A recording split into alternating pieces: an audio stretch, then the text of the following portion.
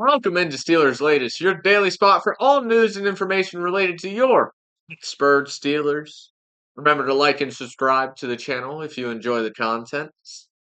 To stay up to date with everything about your Steelers, just click that subscribe button.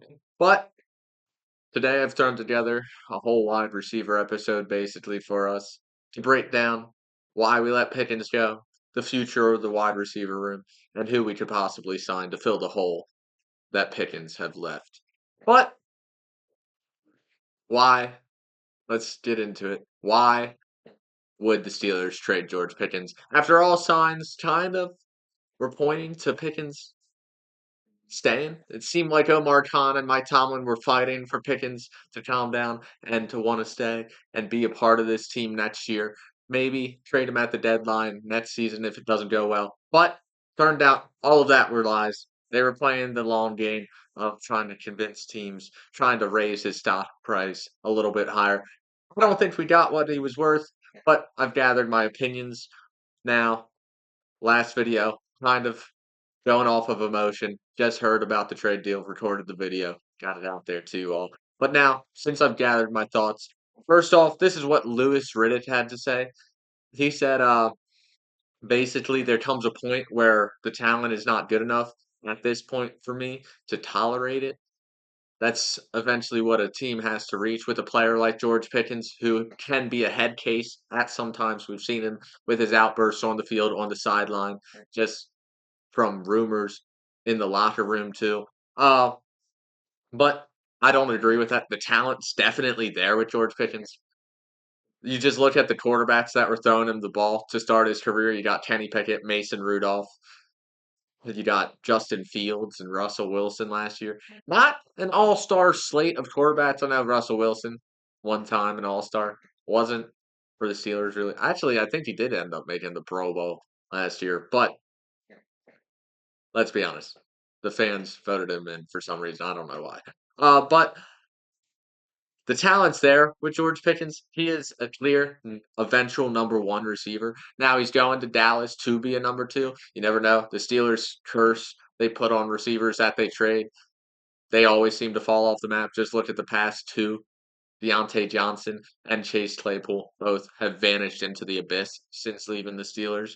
But I think the main reason we let him go is because he wasn't buying into the quarterback room. He didn't see us go out there and sign a quarterback really yet, besides Mason Rudolph and Skylar Thompson. Didn't see us target a quarterback in the draft. I know there's rumors about Aaron Rodgers coming to town. Don't know how George Pickens feels about it. Guessing he wasn't really that thrilled about that either. So he wasn't going to buy in to the team's what the team wanted out of this season. So I think it was just time for him to go. And I understand why he wasn't going to buy in. It's a contract year for Pickens. He wants to put up as big as numbers as possible this year because you know what that big numbers mean, a big bag in the offseason for him this year. So I understand where he was coming from. I understand where the Steelers coming from after thinking about it for a day.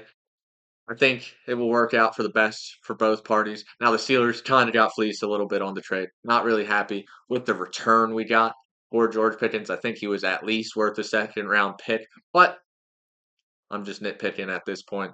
We got a third round, we got a future seventh. So that's all we're going to get for George Pickens because he is gone now. But what does this mean for the wide receiver room?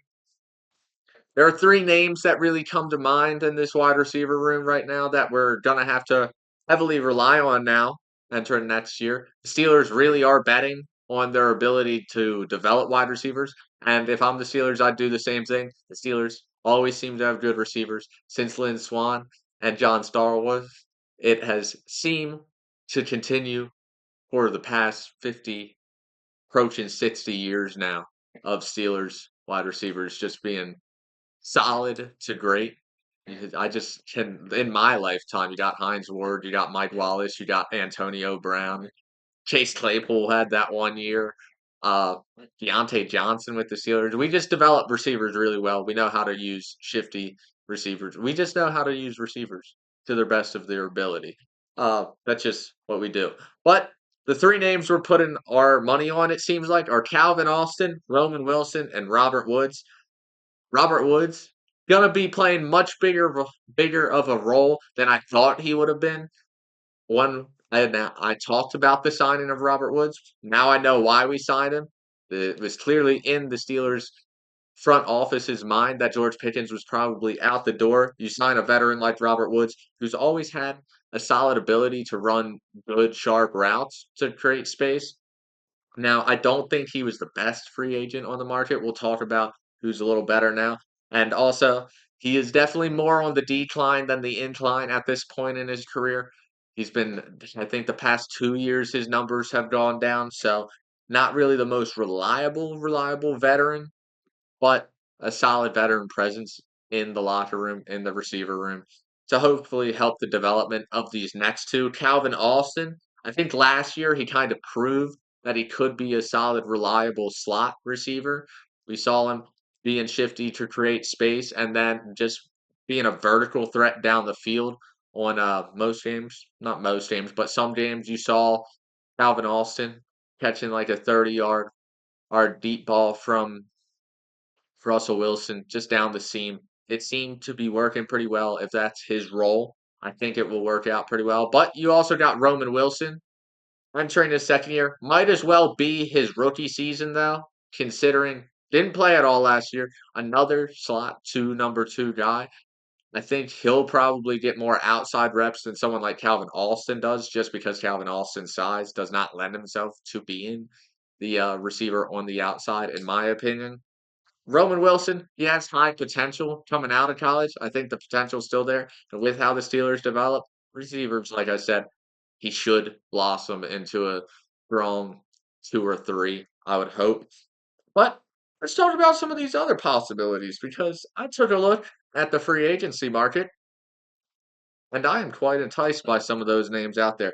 Another three names that come to mind. The first one, Amari Cooper. Don't know how he's not signed yet. He's only led to production his whole career. Last year was a down year, of course. 44 catches, 547 yards, 4 touchdowns. He played for the Bills and Browns. Now the Browns, they're the Browns. They're the first half of his season out the window. They're the Browns. And the Bills, it just never seemed to click with him and Josh Allen. It just didn't work for some reason. I don't know what the reason was. Feel like Amari Cooper was getting open. Allen just wasn't finding him sometimes. But could be wrong there. Just didn't seem to click in Buffalo.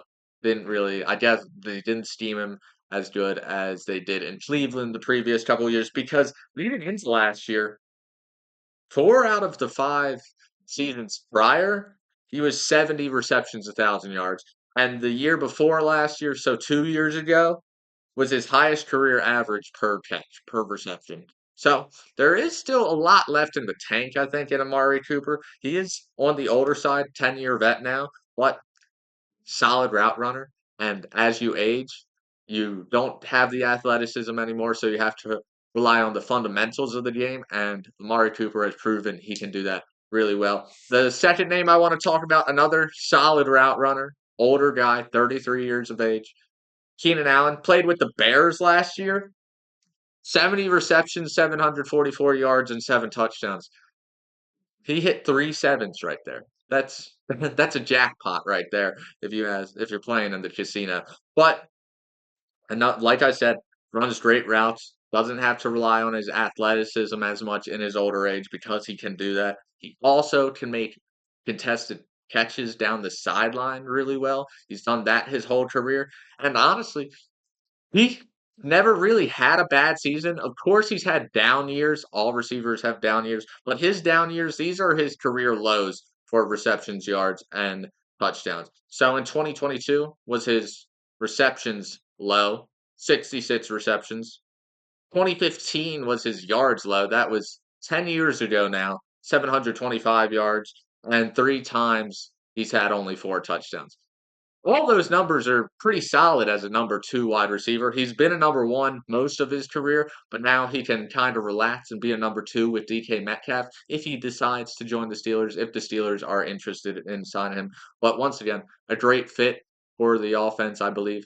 DK is going to be the vertical threat. He's going to be your physical, going to rely on athleticism kind of guy. You got to bring in someone that can run sharp routes, that's going to rely on the fundamentals the most. I think we're missing that in this receiving room right now. I know Robert Woods is kind of that guy, but Amari Cooper and Keenan Allen are definitely that guy.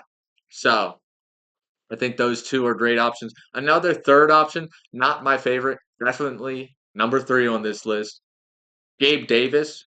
He had 20 receptions, 239 yards, and 2 touchdowns last year. He was injured in the latter during the season. I think he only played 10 games for Jacksonville, but he got released yesterday, the same day the Pickens trade went through. He got released. No one's talking about it because Pickens got traded. But he got released 1 year after signing his $39 million deal.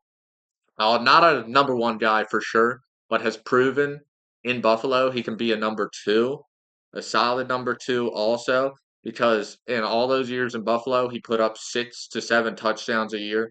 Now, he was a high 40 catch guy, like 45, then 48 in the last 2 years in Buffalo, so those are solid, not great, but solid number 2 numbers if you're just looking for probably a cheaper option because Jacksonville's still going to be paying him. But let's wrap this show up on a little bit of a fun note here, as the Steelers have announced they are unveiling a new alternate helmet this summer.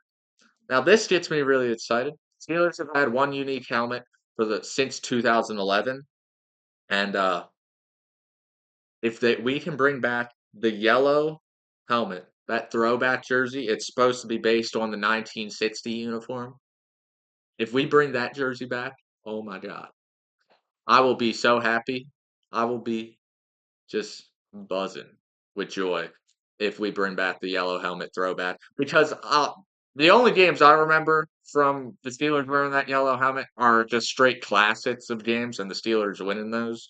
Now, could be wrong, could just be nostalgia running through my mind right now, but I'd love to see the yellow helmet throwback come back. Let me know in the comment section if you have any unique ideas. Also, let me know what you think about the free agents I talked about and who you would be interested in the Steelers possibly signing as a number 2 wide receiver as we deal with the loss of George Pickens. But this has been Steelers Latest. I've been your host, Cole Dennis, and I will see you tomorrow.